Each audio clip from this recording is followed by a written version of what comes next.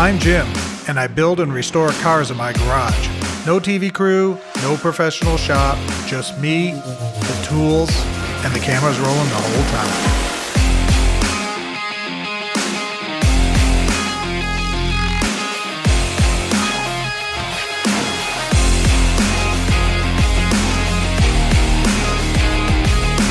That's the Factory 533 hot rod I built from a box of parts. 370 videos, from delivery day to show car. And now, I'm doing it again. A 1966 Ford Econoline Falcon Club Wagon with a 240/300 inline 6 hot rodded. Subscribe and follow the build as it happens.